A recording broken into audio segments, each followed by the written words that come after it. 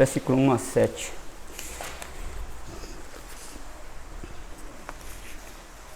Versículo 1 a 7 diz o seguinte: Provérbio de Salomão, filho de Davi, rei de Israel, para aprender a sabedoria e também o ensino, para entender as palavras de inteligência, para obter o ensino do bom proceder, a justiça, o juízo e a equidade, para dar aos simples prudência e aos jovens conhecimento e bom siso.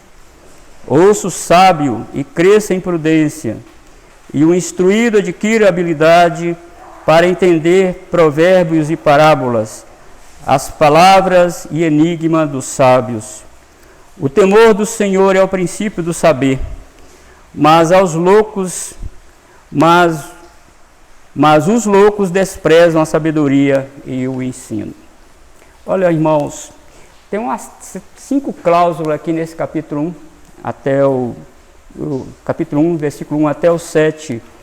E ele faz essas cláusulas mostrando a finalidade e o propósito que ele está escrevendo esse livro.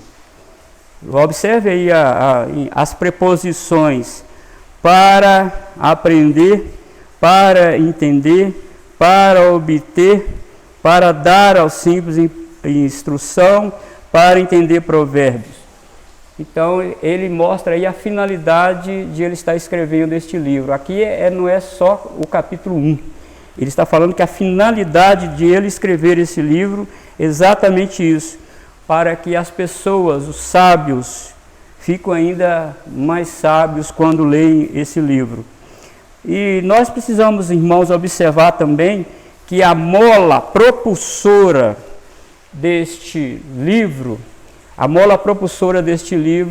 é aquela frase que nós lemos aí agora no versículo 7, o temor do Senhor. O temor. Irmãos, sem esse temor do Senhor, ninguém vive a vida feliz aqui na terra. Se as pessoas não tiverem temor a Deus, não tem como elas serem felizes aqui na terra. Podem até empreender grandes negócios, empreender grandes fortunas, mas sem temor ao Senhor, não tem como dizer que essa pessoa é sábia, à luz da Bíblia, inclusive à luz de Provérbios.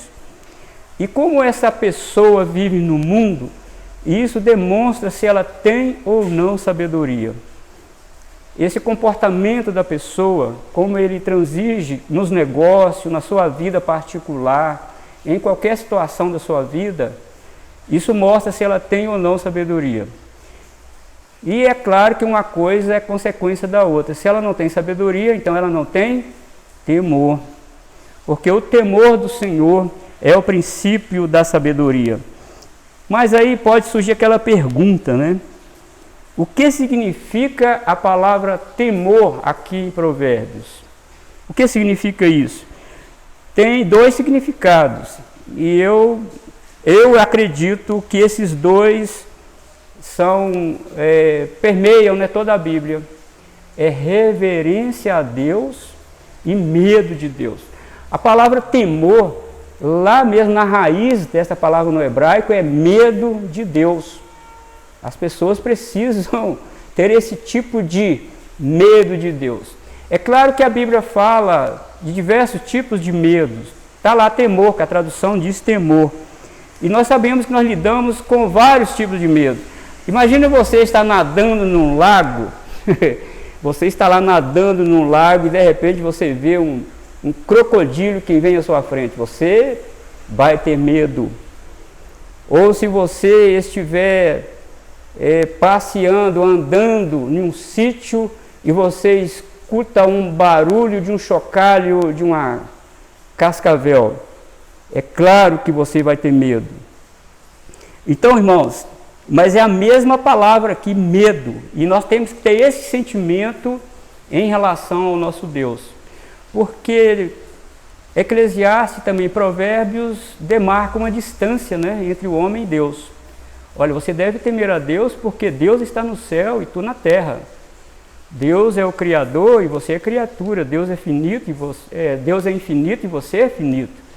Deus é eterno e você é temporal. Deus é absoluto e você é relativo. Então você deve temer a Deus por causa disso. Não crie uma proximidade de Deus sem esse temor, sem essa reverência. E quando nós vamos, irmãos, lá para Atos capítulo 7, versículo 32, está escrito lá, no sermão de Estevão.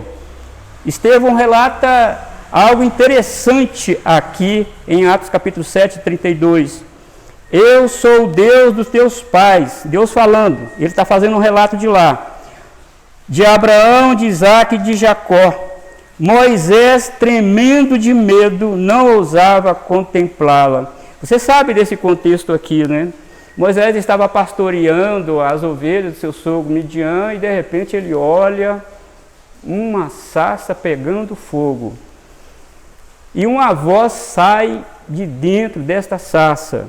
Ele nunca viu nada igual. Imagina o guerreiro do Egito.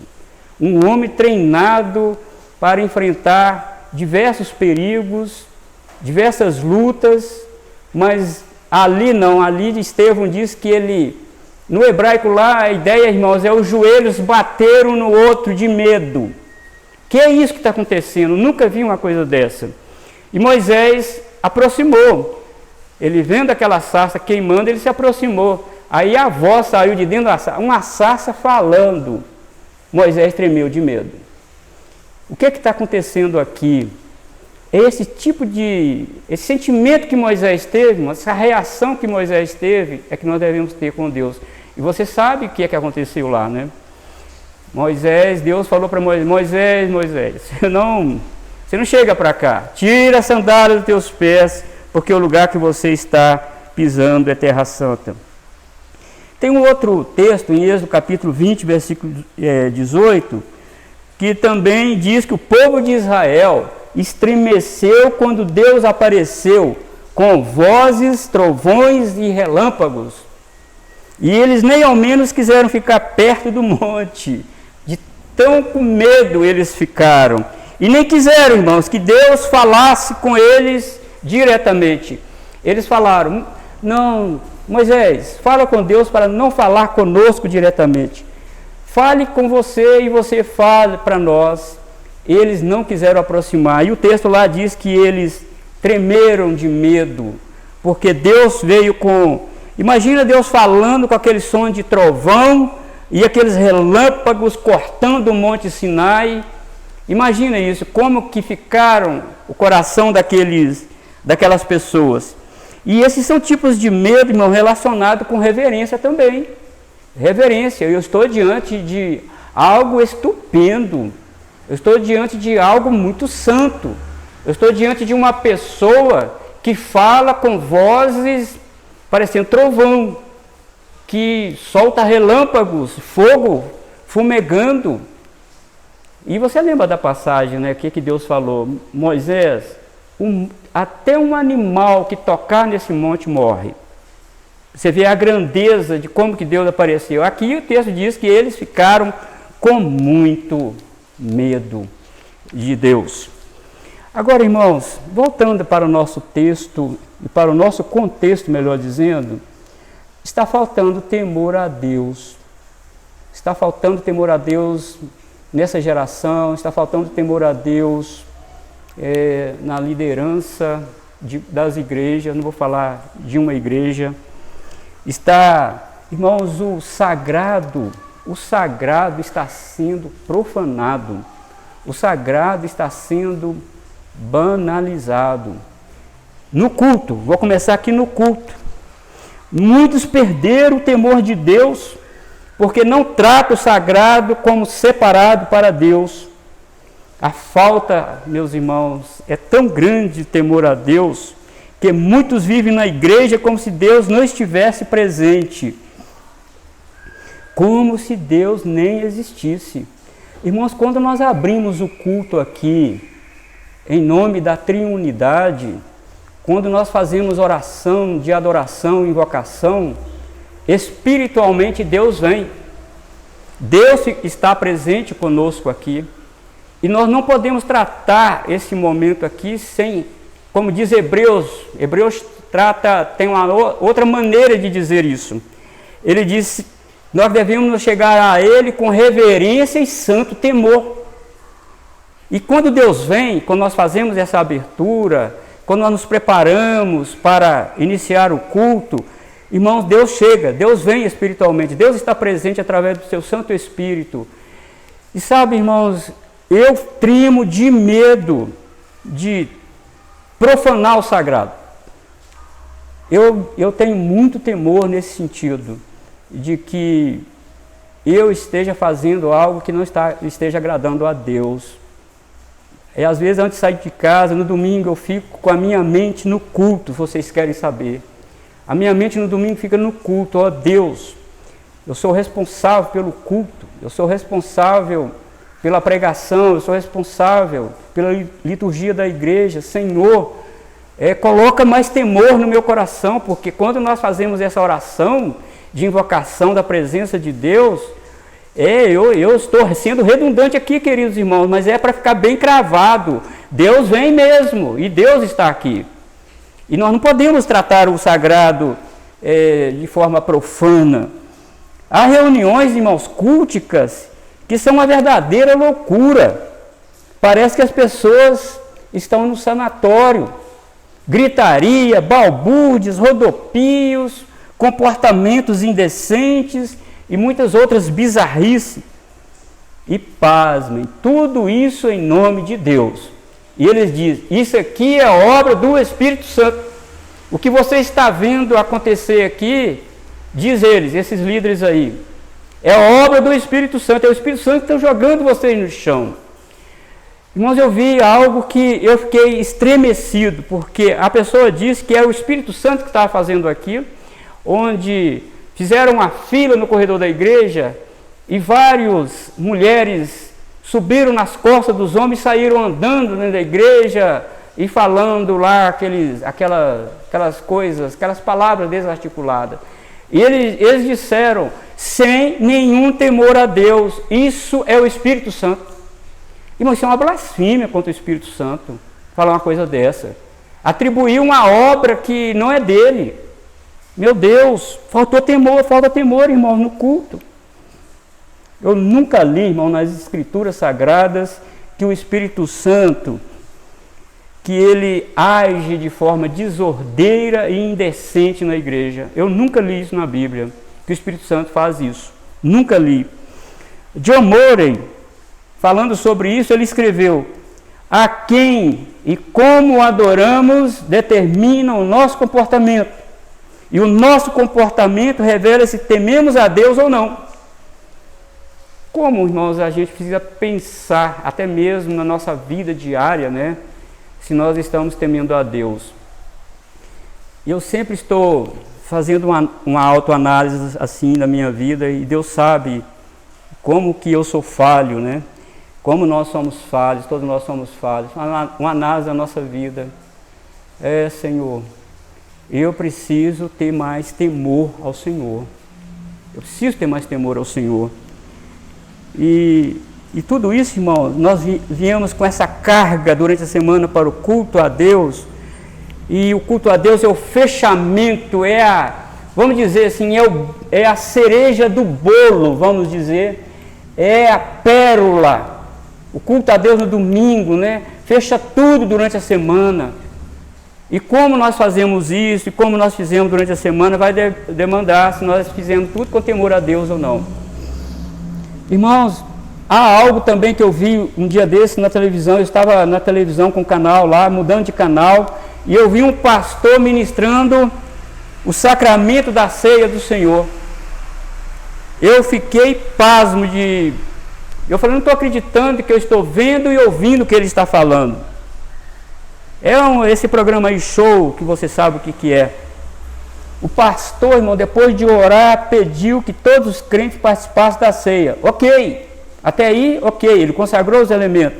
Mas o pastor disse também que os demais que quisessem participar da ceia, era somente aceitar Jesus naquele momento e participar. Irmão, sem nenhum discernimento, pisando o sangue da aliança da graça, profanando, pisando Cristo de novo. Será que essas pessoas não têm temor a Deus?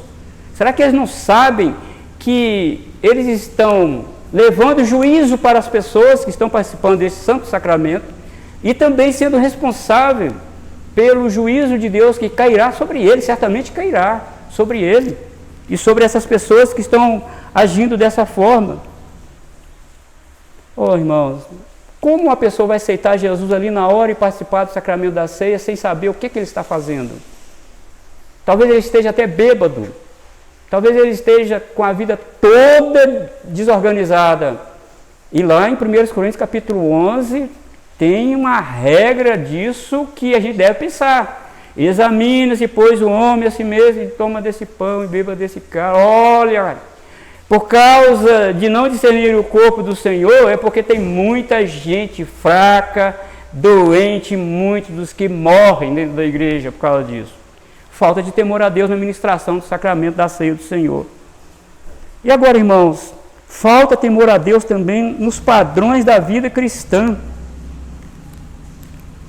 Sabemos, irmãos, de forma bem resumida, qual era o padrão da igreja primitiva no primeiro século. Se você ler Atos dos Apóstolos, você vai ver qual era o padrão de vida cristã da igreja, como eles viviam, como eles tinham uma reverência a Deus, como eles partiam o pão de casa em casa, que está lá, claramente lá, com singeleza de coração, dando graças a Deus por tudo, com muita humildade, sabe? Como eles faziam isso?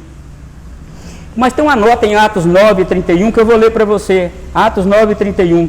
A igreja, na verdade, tinha paz por toda a Galileia, por toda a Judéia, Galileia e Samaria, edificando-se e caminhando no temor do Senhor e no conforto do Espírito Santo, crescia em número. Olha você vê que coisa, como que a igreja vivia. Ela era edificada. Se você for lá para Atos 2, a partir do versículo 47, você vai ver que eles perseveravam na oração e na doutrina dos apóstolos, na comunhão e na doutrina dos apóstolos. E aqui tem uma nota que Lucas relata para nós, né? Edificando-se e caminhando no temor do Senhor. O sagrado é sagrado. É claro, tem que ser tido como sagrado. Deus está presente, Deus está conosco, então nós precisamos tratar Deus com muita reverência. Esse negócio de tratar Deus, o cara lá de cima, você, eu sei que você é pronome de tratamento português, ok, mas na Bíblia não temos isso, né? Na Bíblia é Senhor, na Bíblia é Senhor. Aqui é português, ok, está tudo certo na regra do português. Qual é o problema de eu tratar o irmão José Sofias de você, dentro da regra do português? Problema nenhum. Mas, irmão, na Bíblia nós estamos lidando com alguém augusto, alguém que é acima de todas as coisas, o Criador de todas as coisas. E ele é uma pessoa. Ele não é uma nebulosa, um gás, um fogo, um vento. Ele é uma pessoa que vê, que está presente. Ele é uma pessoa. A gente precisa pensar nessas coisas, né? Quando nós lemos aqui em Provérbios, o temor do Senhor é o princípio da sabedoria. Estou convencido, irmão, de que uma igreja bem edificada espiritualmente caminha no temor do Senhor.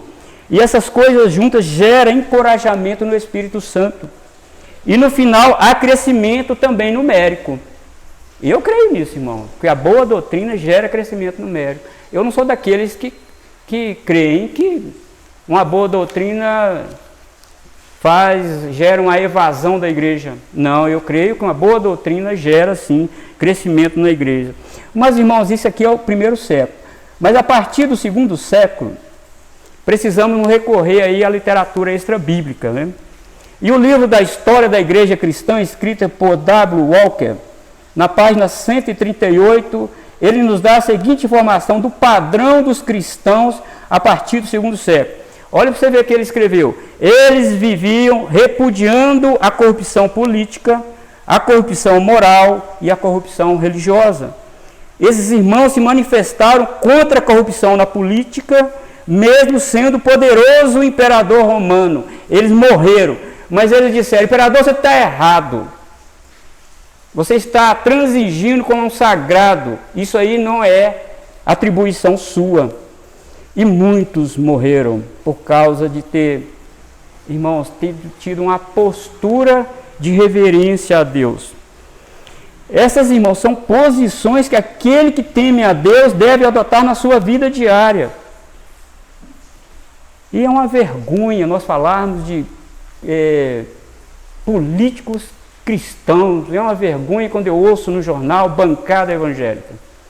Eu fico com vergonha, irmãos, com vergonha dos conchavos, dos conluios, dos estratagemas, do jeitinho de emenda para lá, emenda para cá, de aumentos para si mesmo. Eu fico com vergonha do negócio desse, porque esse não é o padrão das Escrituras, esse não é o padrão de quem teme a Deus, e esse não é o padrão, meus irmãos, não foi o padrão dos irmãos dos primeiros séculos, não foi o padrão, não foi. Eles lutaram contra isso. Agora, irmãos, pensa nisso, neles morrerem dizendo para o imperador: imperador, nós tememos a Deus e nós temos um rei chamado Jesus Cristo. Creia você ou não, creia a vossa majestade ou não, creia o grande imperador, mas é assim que nós cremos, é isso que nós defendemos. Muito do que Paulo, irmãos, fala em Romanos capítulo 1, versículo 29 a 32, abrange todas as três áreas que os cristãos do primeiro século repudiaram, que nós devemos também repudiar. Como são essa gente? Aí estão englobando todo mundo que não tem temor a Deus, diz Paulo. Eles são cheios de toda injustiça. Romanos 1, 29 a 32. Malícia, avareza e maldade. Possuídos de inveja, homicídio, contenda, dolo e malignidade, sendo difamadores, caluniadores, aborrecidos de Deus, insolentes, soberbos, presunçosos, inventores de males, desobedientes aos pais, insensatos, pérfidos, sem afeição natural e sem misericórdia. Ora, conhecendo eles a sentença de Deus, de que são passíveis de morte os que tais coisas praticam, olha a nota de Paulo aqui, não somente as fazem, mas também aprovam os que assim procedem. Padrão, nós estamos estudando na escola dominical, o padrão nosso, irmãos, o padrão de temor a Deus. Deus implantou um novo homem dentro de nós, nós temos um novo código de conduta vindo de Cristo, do reino de Cristo, e nós não podemos, irmãos, de forma alguma, fazer conluio com essa gente, de forma alguma. Então Paulo fecha esse assunto que ele começou no capítulo 1, versículo 29, lá no capítulo 3, versículo 18 de Romanos. Não há temor de Deus diante de seus olhos. Não há. Tudo que ele falou aqui, não há temor de Deus diante de seus olhos. Olha, irmão, se não há temor de Deus na vida dessas pessoas, não repudiar e defendê-los é consentir no mesmo mal, diz a Escritura. São passíveis de morte as pessoas que assim fazem e aprovam. Não é somente a corrupção política, amados, mas também a corrupção religiosa. E eu não estou dizendo, tirando aqui a nossa denominação. E eu não estou dizendo isso, não estou jogando para lá, estou olhando nós mesmos. Corrupção religiosa. Quantas pessoas, irmãos, saíram de igrejas bíblicas e se membraram nessas igrejas corruptas? Quantos de nós estavam aqui e também saíram? Corrupção religiosa. Faltou o que, irmão? Temor a Deus. Faltou temor a Deus. E quando falta temor a Deus, você é louco, insensato, imprudente. Você não tem bom siso. E a pressão é grande, tá? A pressão é grande para que os modismos entrem também. A pressão é grande. Olha, nós temos que fazer isso. E parece que foi Steve Lawson que pregou um dia, acho que foi no Brasil mesmo aqui, na conferência da Fiel. Ele diz: tira o teatro da igreja, tira as lâmpadas coloridas e coloca o púlpito no meio e prega a palavra. É isso que Deus chamou você para fazer. Para não fazer isso, irmãos, é dar a mão ao sistema tão corrupto que está dentro da igreja, em qualquer lugar. Quando não há temor de Deus, irmãos, há uma aproximação para o mal e até defendê-lo. Quando há medo ou temor do Senhor, nós não fugimos de Deus, mas nos curvamos reverentemente à sua majestade, à sua soberania e poder, e aceitamos a sua vontade, que é boa, perfeita e agradável, quando há temor de Deus em nosso coração.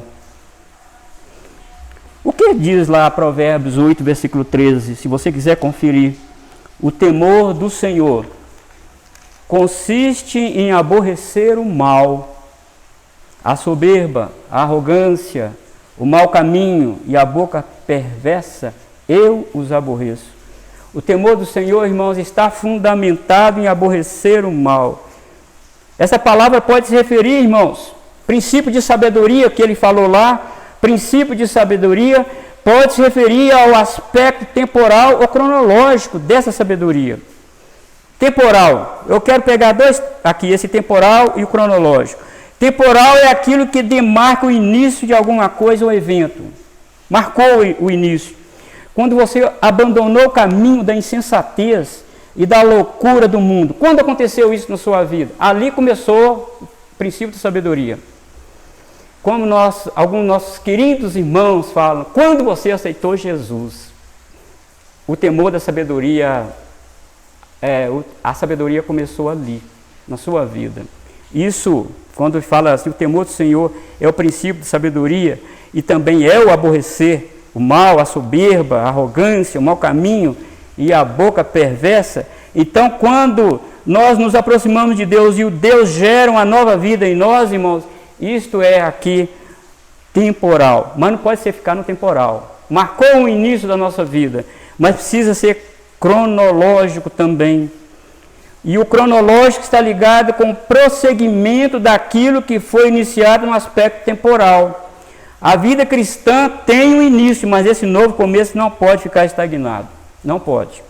Ele precisa seguir em crescimento. E o próprio texto que citamos acima anteriormente pavimenta a estrada, porque o temor do Senhor consiste em aborrecer o que é mal. Se eu não aborreço o que é mal, irmão, se eu faço conluio com eles, se eu os defendo, eu posso até ter iniciado o princípio de sabedoria, mas fiquei estagnado. Fiquei estagnado, não há crescimento em mim. Então o temor do Senhor é o princípio, não é o meio nem o fim, é o princípio da sabedoria.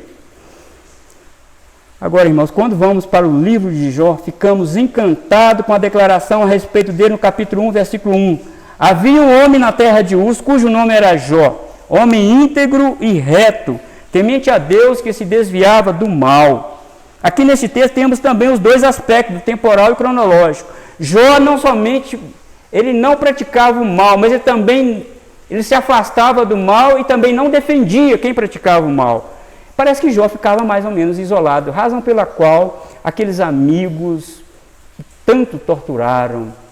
Jó, você não é tão justo assim, Jó. Depois se você ler lá na sua casa o capítulo 5 de Jó, como que um daqueles amigos dele, irmãos, foi tão cruel com ele. Jó, Deus não, de forma alguma faz isso com você se você não merece. Deus é justo. Você está dizendo que Deus é injusto, Jó? Se você está sofrendo, você fez algo de muito grave para você estar sofrendo desse jeito, Jó. E como isso, irmãos, atormentou? E se nós, irmãos, não lêssemos o capítulo 1 de Jó, só lendo dali para frente, falando, Jó é um desgraçado pecador, um homem que não temia mesmo a Deus. Para sofrer desse jeito, só pode ser uma pessoa que não teme a Deus. Mas, na verdade, o capítulo começa, a história dele começa dizendo a cidade onde ele morava e também o que ele era, qual era o padrão de vida dele. Era homem íntegro e reto, temente a Deus, que se desviava do mal. Desviar do mal, irmão, entre outras coisas, é remover da sua vida o que não está de acordo com o novo status do homem espiritual criado em Cristo Jesus. Jesus de Nazaré, o Filho de Deus, inaugurou o reino de Deus na terra. E esse reino tem um novo código de ética, tem um novo código de postura e de conduta. Tudo aquilo que é mal, o Filho de Deus não pode praticar, mas também ele deve repudiar, ele deve aborrecer. Fazer o contrário é falta de temor a Deus e é loucura.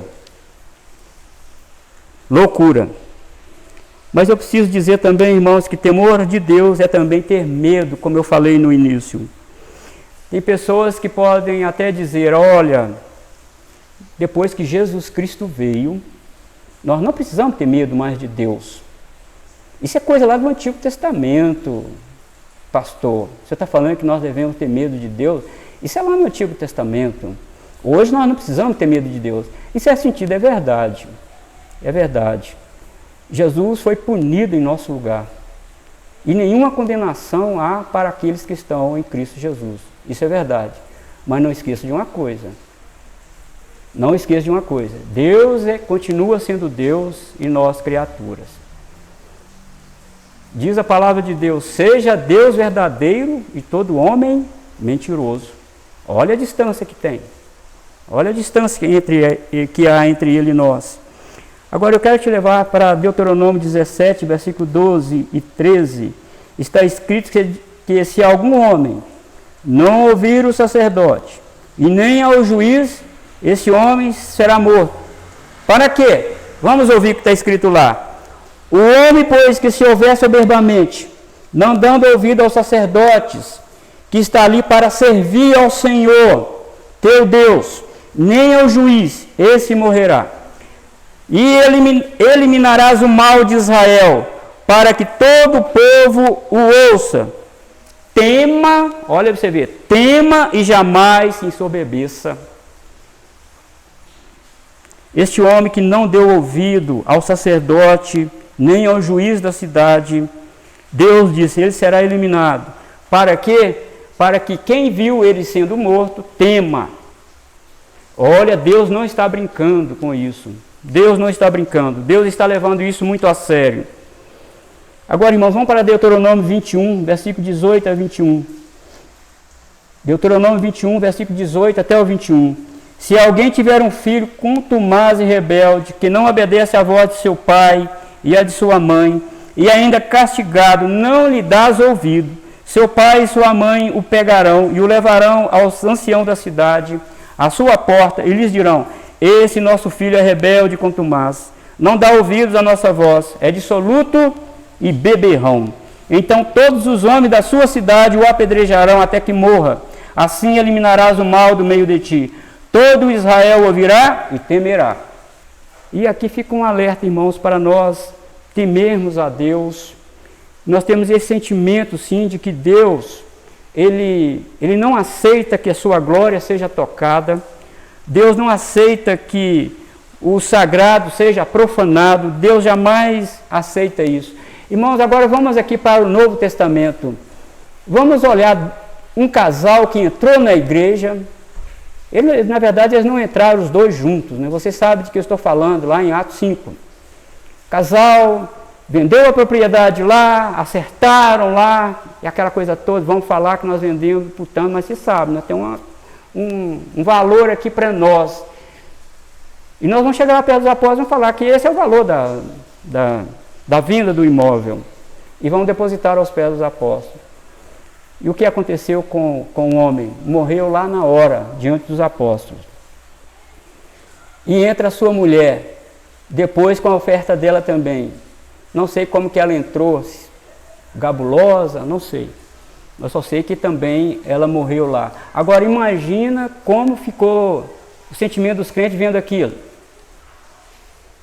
Gente, Deus não está brincando. Aquilo gerou temor na igreja, irmãos.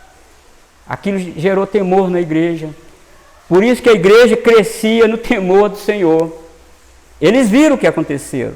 Não é só isso. Eles viram o que Deus fazia na igreja. Como nós falamos no sermão passado, Hebreus capítulo 2, versículo 4, Deus operava sinais, maravilhas, prodígios na igreja.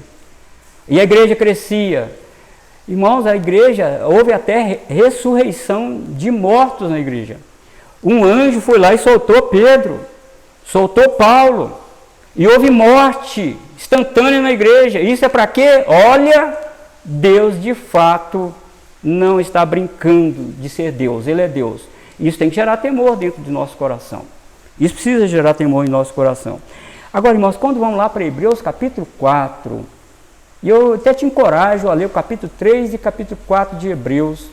Os escritor Hebreus faz um relatório bem minucioso de como foi a vida de Israel no deserto.